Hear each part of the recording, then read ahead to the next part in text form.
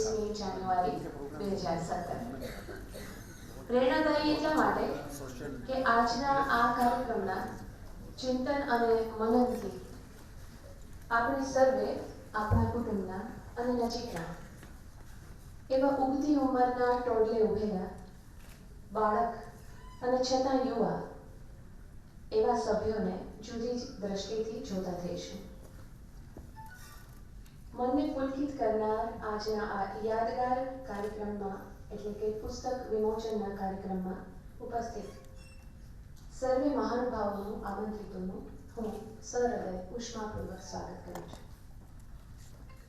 આપને વિનંતી કે આપના મોબાઈલ આપ સ્વિચ ઓફ કરશો અથવા તો વાઇબ્રેટિંગ મોડ પર રાખશો. આજે આપણે આ કાર્યક્રમમાં જે પુસ્તક વિશે વાતો કરીશું તે આજની આ સભાને થોડી વધારે સભાન બનાવશે.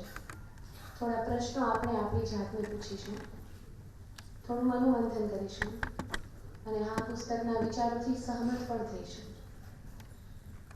તો આવો શરૂઆત કરીએ ગણેશ વંદના સ્તુતિથી અને નૃત્ય લઈને આવી રહ્યા છે પુષ્ટિ ભારવાડિયા.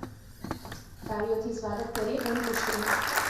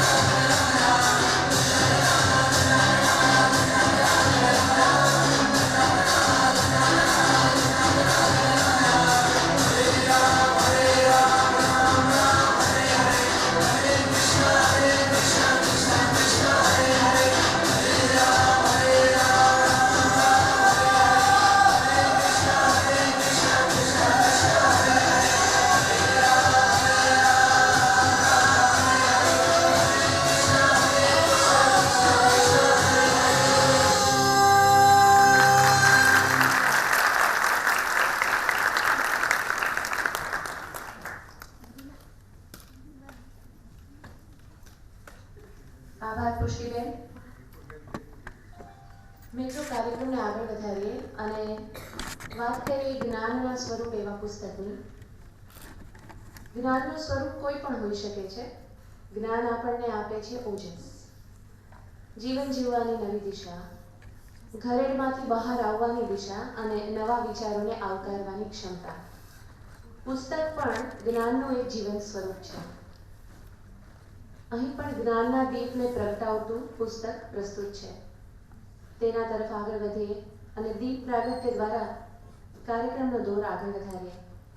આમંત્રિતોમાંથી હું વિનંતી કરીશ માનનીય ડૉક્ટર નીમા સીતાપરા, શ્રી પ્રશાંત નિઝામપુરકર, શ્રી જય વસાવડા, શ્રી વિપુલભાઈ મકવાણા, શ્રીમતી રીના મકવાણા અને બેન મિલોનીને કે તેઓ દીપ પ્રાગટ્ય માટે અહીં પધારે. તાળીઓથી સ્વાગત કરીએ. I request the audience to please stand.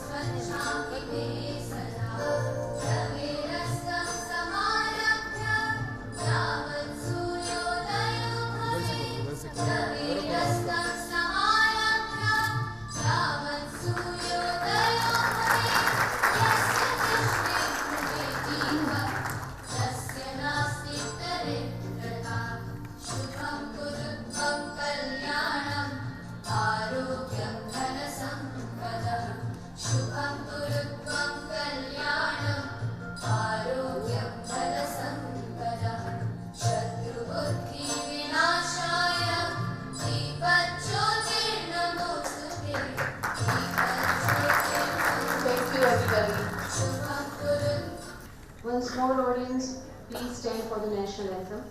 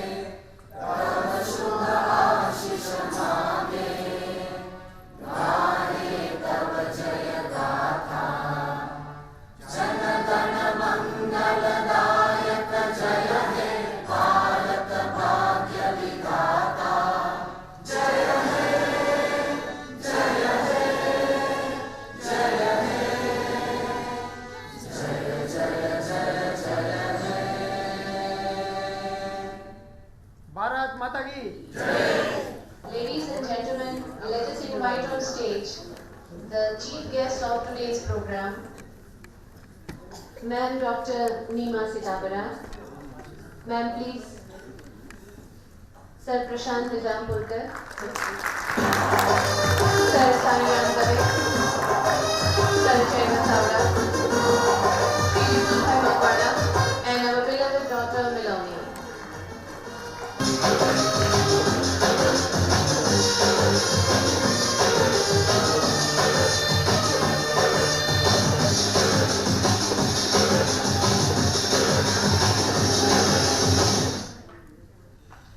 Thank you everybody. મિત્રો, સ્ટેજ પર બિરાજેલ સૌથી નાની વયના પણ અદના કલાકાર એટલે બેન મિલોની. મિલોની મકવાણા SMK સ્કૂલના ધોરણ 11 આર્ટ્સમાં અભ્યાસ કરે છે અને ફક્ત 16 વર્ષના છે. બાળપણથી લેખનમાં પ્રવૃત્ત એવા મિલોની નિબંધ લેખન તેમજ અને દરેક પ્રકારના લેખો લખવાનું પસંદ કરે છે. પ્રભાવશાળી વક્તા તો ખરા જ. સર્જનાત્મકતાનું પ્રતિબિંબ એટલે મિલોની, એમ કહીએ તો ખોટું નહીં કહેવાય. તેમના દ્વારા લખાયેલ પ્રથમ પુસ્તક ને મળી રહેલ પ્રતિસાદ અપ્રતિમ છે. શ્રી સાઈરામ દવેના શબ્દોમાં કહું તો અક્ષરની આંગળીઓ ઝાલીને બેન મિલોનીએ નાની ઉંમરે મોટું કાર્ય સિદ્ધ કર્યું છે. લેખન એક સ્વયંસ્ફુરિત, થોડું અટપટું અને સાથે જ સાહસિક કાર્ય છે.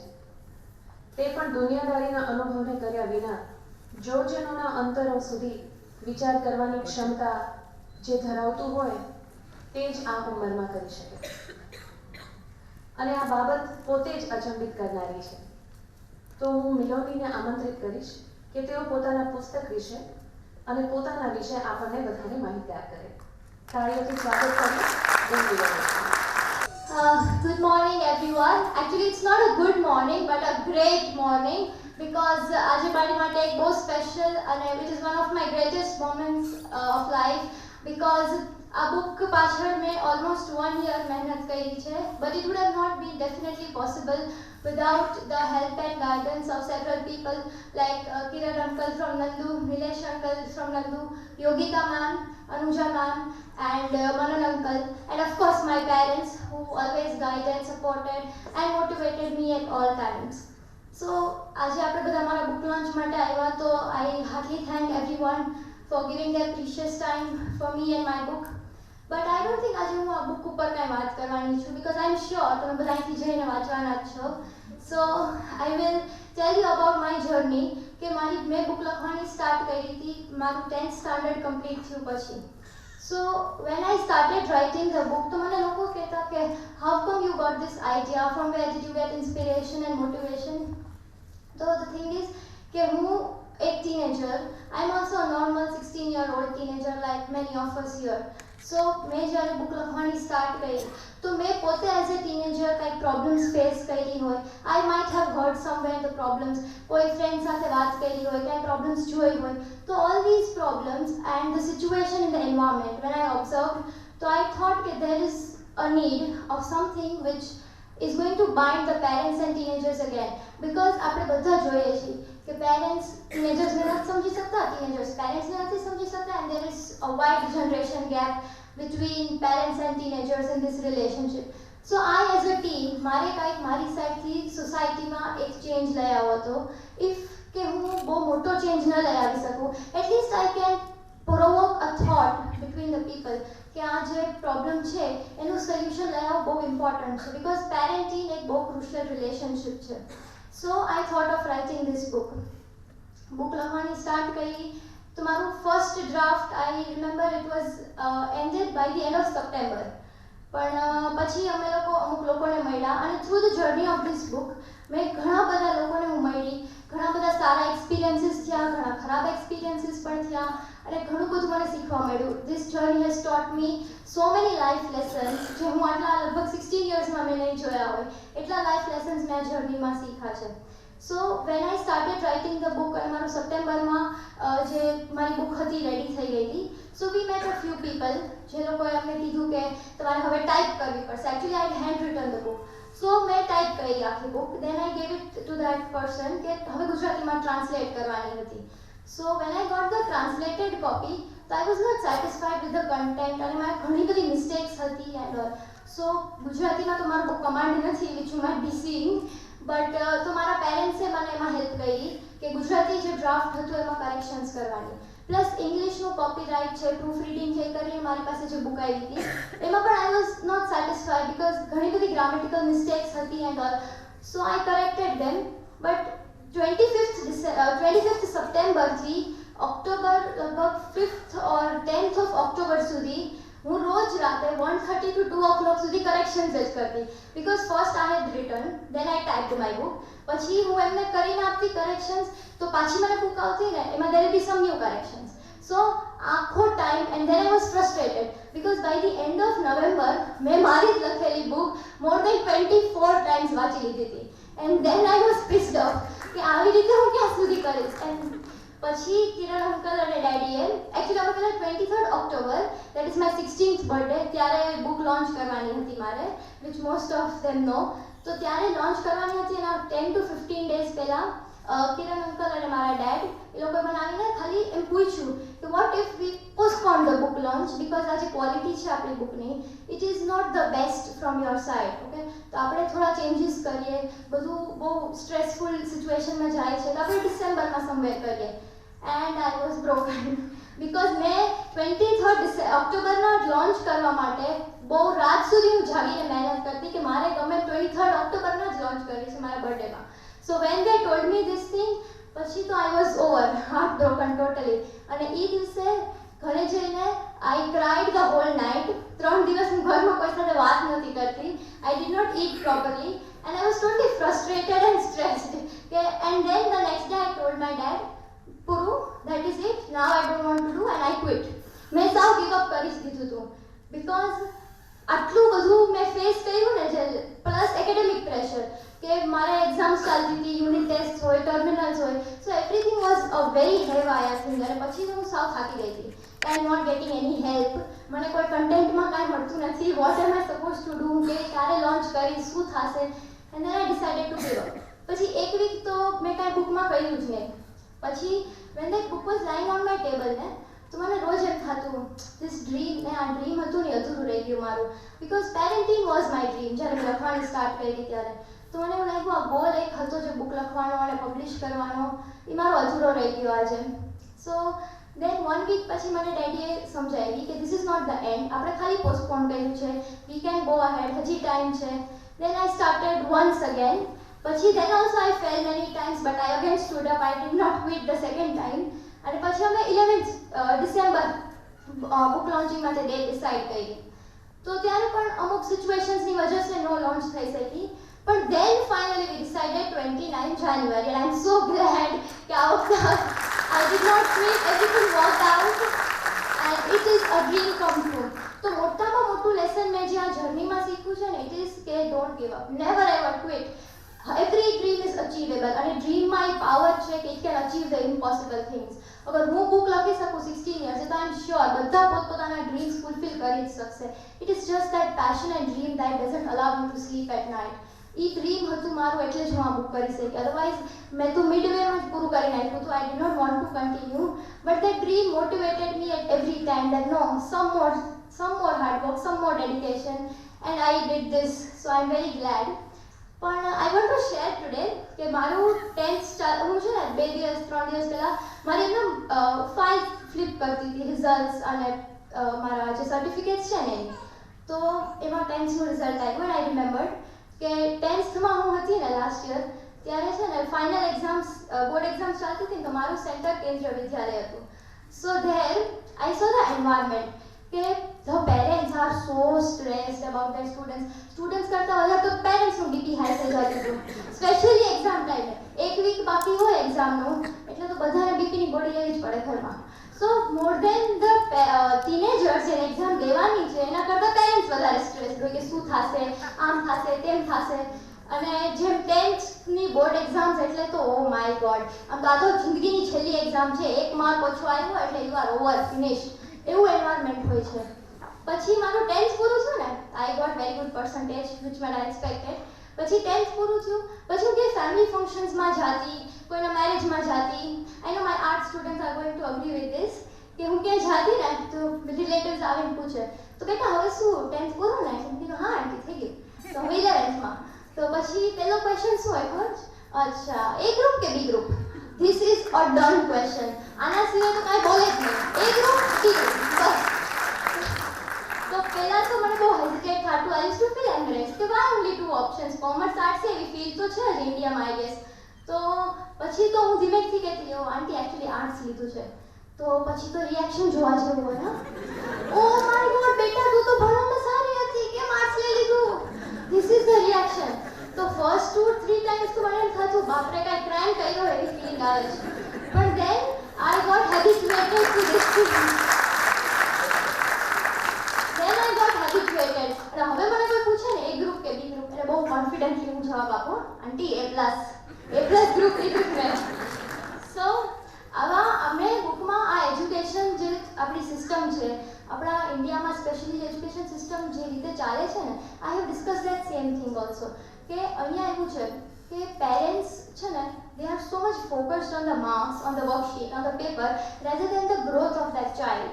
અને આપણે એટલું બધું બર્ડન ક્રિએટ કરીએ છીએ ને આ કન્ટ્રીમાં, કે હું એક સર્વે હતો કે છે ને, India by World Health Organization, okay, કે India is ranked number 1 in teenage suicide cases, and it is a very sad reality, because teenage એટલે તમારા કન્ટ્રીનું યુથ છે આગળ, ફ્યુચર છે આગળ. એન્ડ ઓલ્સો મેં નોટિસ કર્યું છે, this includes me also, okay, કે જે ટીનેજર્સ છે ને, આજના જે teenagers, they have become less patriotic.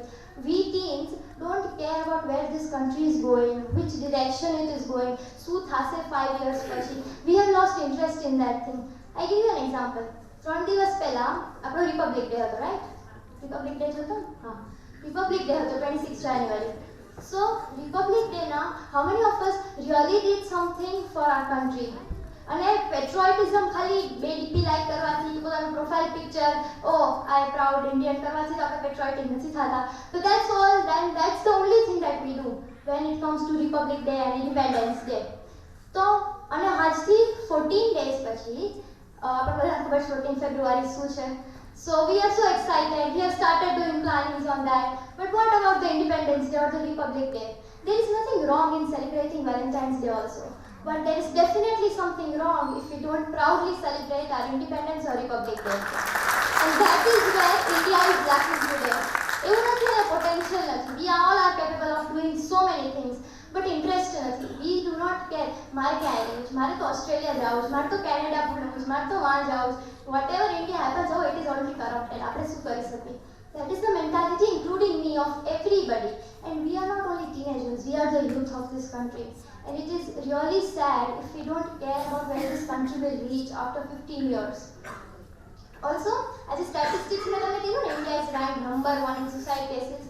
તો એ statistics પછી મને એવું realize થયું કે આપણા teenagers, many of them, not all of course, કે they have become so pessimistic. એટલા negative થઈ ગયા છે ને, oh, that person left me, our relationship didn't work out, she went, બસ હાથ કાપો, નસ કાપો, hang on the fan, that's it, પૂરું. But what about the soldiers who are standing on the border, forgetting their families in cold nights and hot summers to protect us? And we have become so intolerant. આ બધું રિલેશનશિપ્સમાં થાય છે, that person left me, this girl left me. So we have started viewing this teenage age, this teen, કે બહુ એક negative phase બનાવી દીધો છે આપણે. We are not enjoying the essence of it. Like this age is not going to come back. જે relationships છે, જે problems છે, that will come and go in life. It's a done thing. પણ આ જે એક ફેઝ છે ને, teenage phase, it is not going to come back whatever you do. School memories છે, વારે વારે પેરેન્ટ્સનો ફોન કરો, બેટા ક્યાં પહોંચી, શું ખાધું, friends છે, teachers છે, these are just endless memories and they are not going to come back. So as a teen, it is our responsibility, and as a parent also, if there are some very minute things, some very small compromises જે આપણે કરીએ, so big change can come in our relationship. And that is the reason of this book. Because હું પોતે 16 years ની teenager છું. Who am I to tell parents કેવી રીતે parenting કરવાની? I am not doing that. હું એ નથી કહેતી કે parents આ કરવાનું, teenagers આ કરવાનું, પૂરું. This is not a rule book. પણ મેં એક as a teenager એક opinion reflect કર્યું છે about what I think, about what an ideal parenting relationship should be. And so I am very sure કે if not all, કોઈ રિલેશનશિપમાં કે કોઈના લાઈફમાં હું નાનો એવો ચેન્જ લાવી શકીશ ને, that will be a great success and honor for me. So with that, I really hope and wish કે આ book at least તમને કાંઈ ચેન્જ ન લાવી શકે રિલેશનશિપમાં. It at least gives you a clue કે કેવી રીતે મોટી problems just by a small compromise and a small understanding can come to an end. And કેવી રીતે as a teenager and as a parent you should have a relationship with love, respect, openness and transparent with lots of love. Thank you so much કે તમે બધા આવ્યા and made my day and this moment even more special. Thank you. Thank you મિલોની. એક વાત બહુ અહીં કહેવાનું મન થાય કે કદાચ ઉપસ્થિત વડીલોને એ ખ્યાલ નહીં હોય કે આજની જનરેશન લખવા માટે કેટલી રિલક્ટન્ટ છે. મને ઘણો ખ્યાલ છે કે અપર પ્રાઇમરીથી લઈને હાઈસ્કૂલના બાળકો હોય તો પણ, 12th સ્ટાન્ડર્ડમાં પહોંચી જાય તો પણ અને આગળ વધે તો પણ લખવાનું ગમતું નથી. તો લખવાનો જે પ્રયત્ન મમ્મી પપ્પા તરફથી હોય કે શિક્ષકો તરફથી હોય એ બધી જ જગ્યાએ સફળ પણ નથી થતો. અને એ જ જનરેશનમાં મિલોની છે. તો જે નાના પોતાના ભણવાની વસ્તુઓ લખવામાં પણ પસંદગી નથી ધરાવતા એ બાળકોના એજ ગ્રુપમાં મિલોનીએ પુસ્તક લખ્યું છે. એ બહુ મોટી વાત છે, કારણ કે પુસ્તક લખવું એટલે ઘણું બધું લખાણ, ઘણા બધા વિચારો અને વિચારોને એકબીજા સાથે પરોવીને બુક બનાવવી. That's a very very big achievement. તો હવે સમય છે પુસ્તક પેરેન્ટીન કે જે મિલોનીએ લખેલ છે તેના વિમોચનનો. સર્વે મહાનુભાવોને વિનંતી કરીએ કે તેઓ પોતાના શુભ હસ્તે પુસ્તક પેરેન્ટીનનું વિમોચન કરે.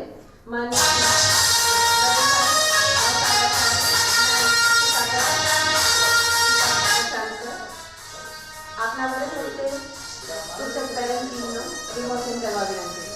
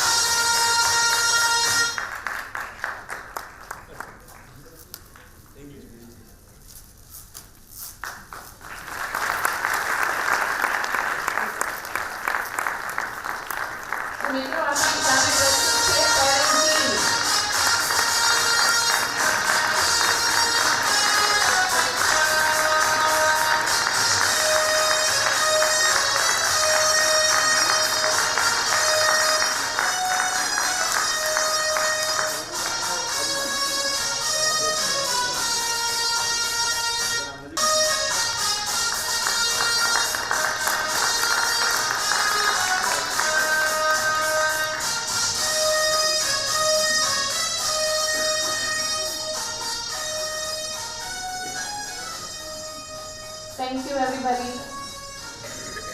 Thank you audience. Today we have with us a leading consultant pediatrician, adolescent specialist and counselor Dr. Neema Sitapura.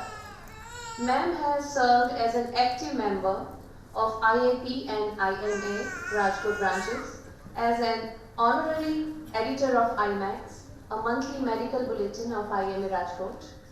Ma'am writes columns in medical as well as non-medical magazines and also delivers guest talks at various institutions. It's a pleasure to hear you, ma'am. Let's welcome Dr. Neema Sitapura.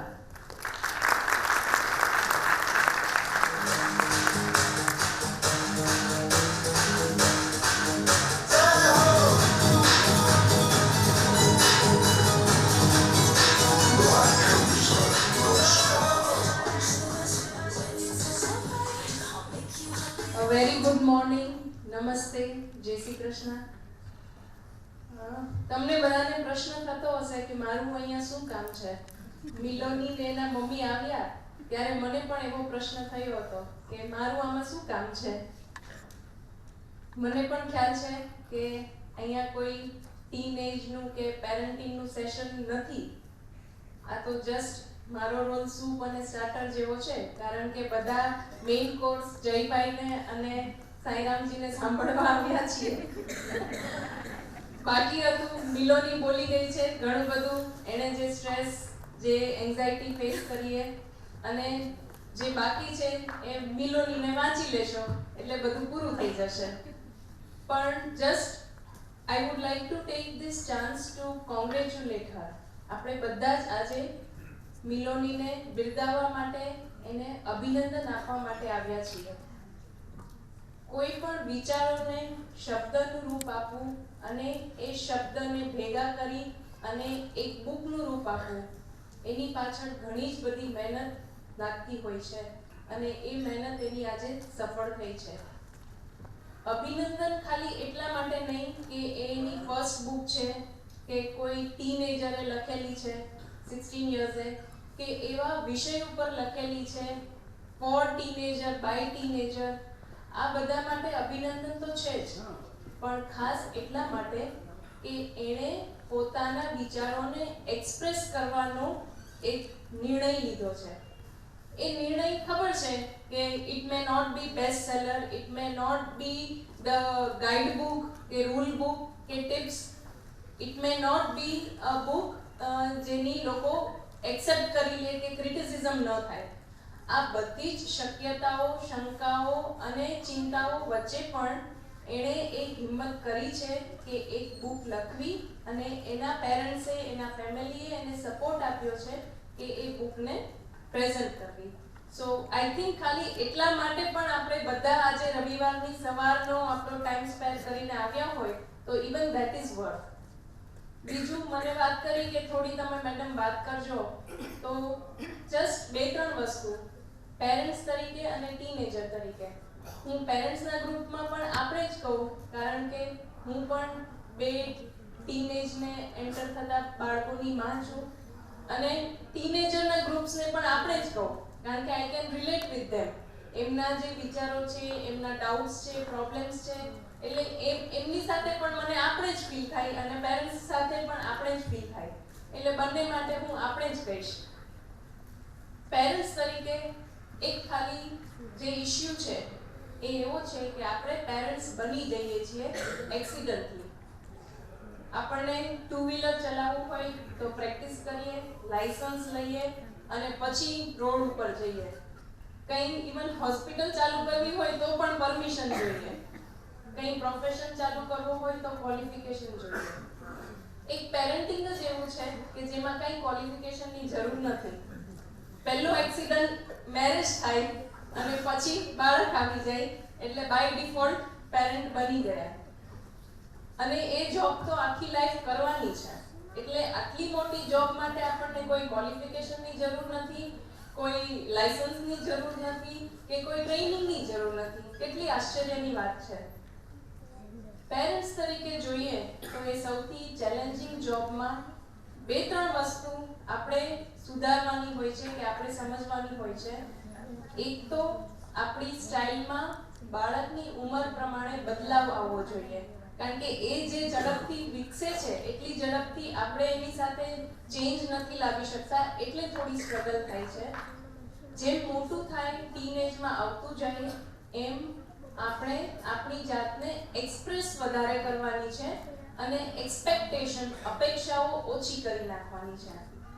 Expressions શબ્દોથી પણ હોઈ શકે, શબ્દો સિવાય પણ. Just એક ખભે હાથ મૂક્યો, જસ્ટ એક નાની ચિઠ્ઠી લખીને આપી, કંઈ પણ બોલ્યા વગર, તો that is also very good expression.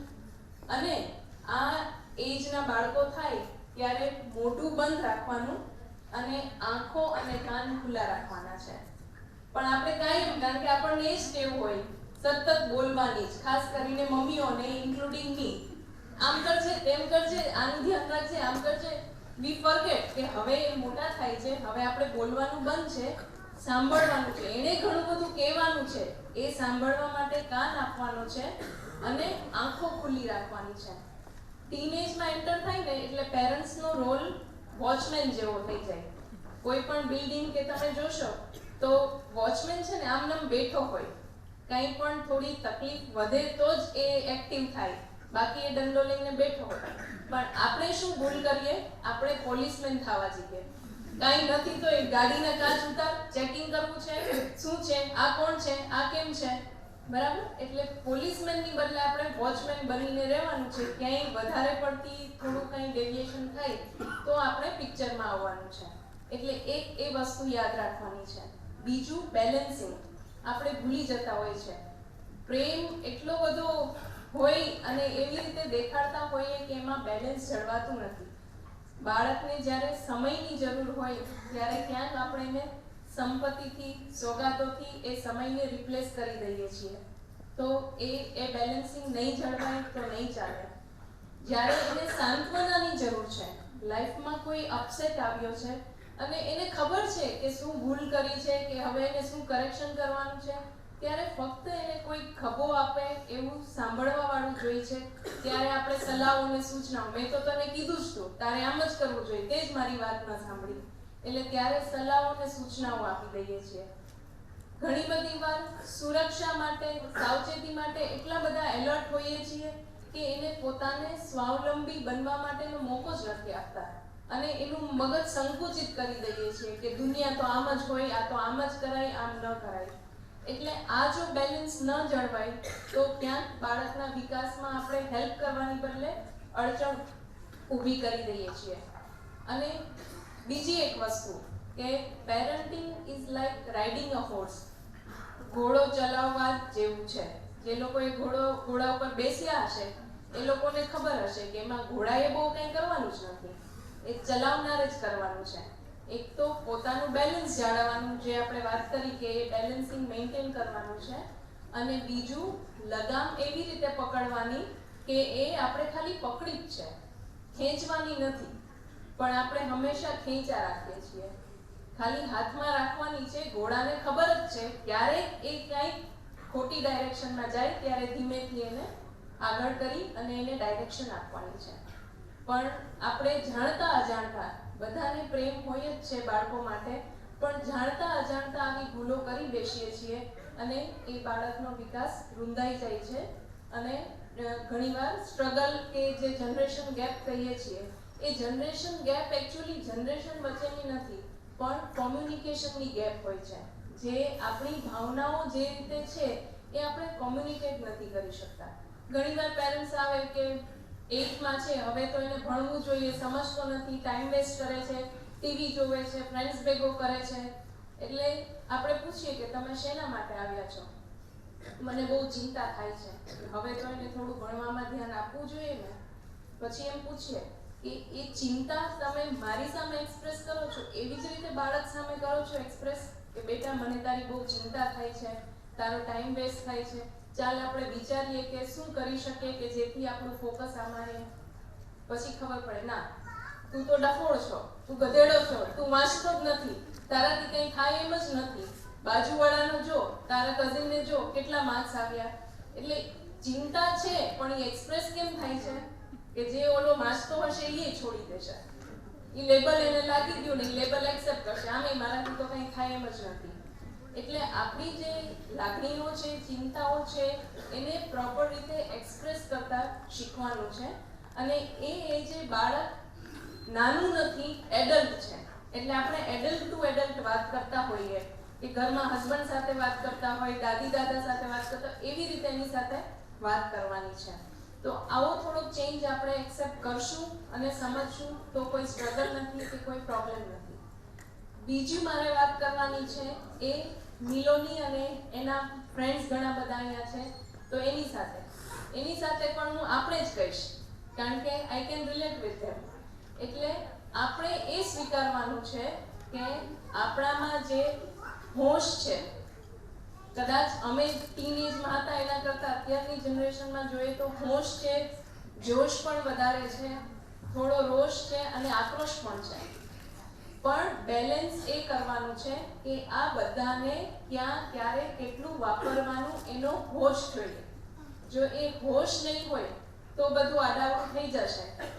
શક્તિ છે, ગુસ્સો છે, તો એ પ્રોપર જગ્યાએ વાપરીએ કે જ્યાંથી કંઈક સમાજને ફ્રૂટફુલ થઈ શકે. ગુસ્સો આવ્યો, સુસાઇડ કરી લીધું, હથિયાર ઉપાડી લીધું, તો એ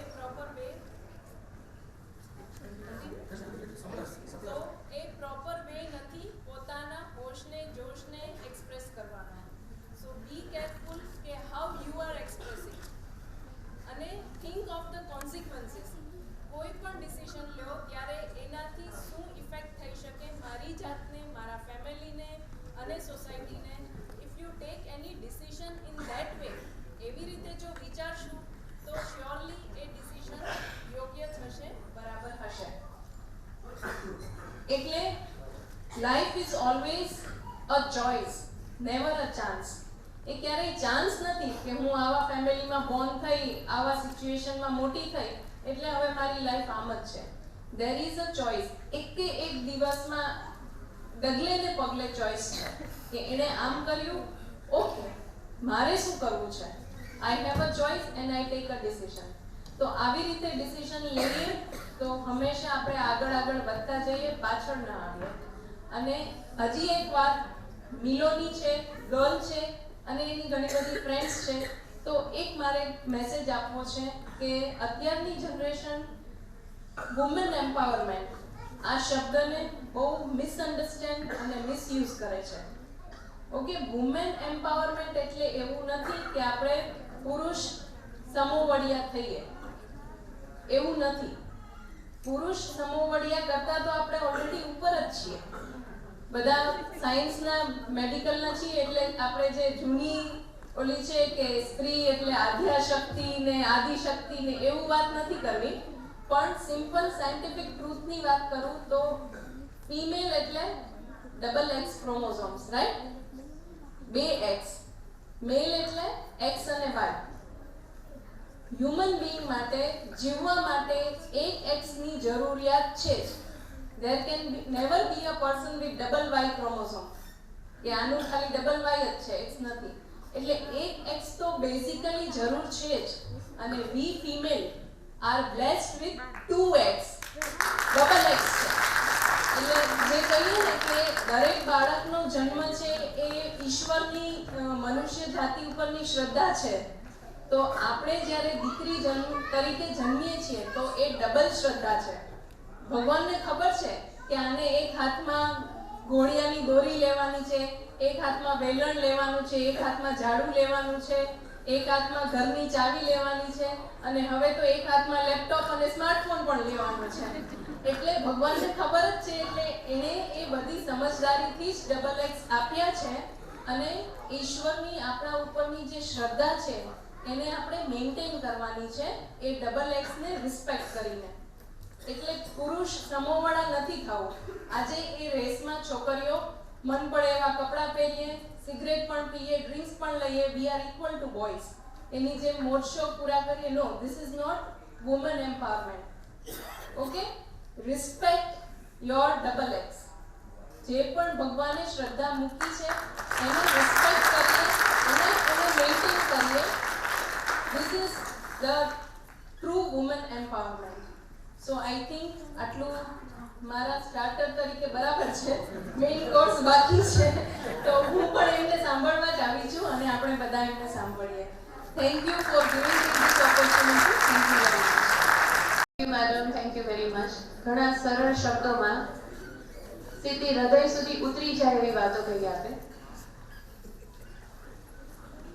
Ladies and gentlemen, we all are so lucky today to have an excellent orator with us. One such great person is Sir Prashant. Sir Prashant Nizampurkar, who is a leader, great orator and passionate reader too. We are fortunate to have you, sir, here. We request you to please share your valuable opinion with us. Let us welcome him with clapping. Dais members, respected Jay Vasavada sir, respected Sairam Dave sir, respected Dr. Nima Sitapara. खास करके मैं आपको ज़रूर thank you बोलना चाहूँगा क्योंकि अभी तक मैं खुद को बहुत गिल्टी फील कर रहा था कि मैं एक सक्सेसफुल पेरेंट नहीं हूँ, लेकिन आपकी बातों से मैं एकदम रिलैक्स फील कर रहा हूँ क्योंकि आई एम एक्सीडेंटल पेरेंट.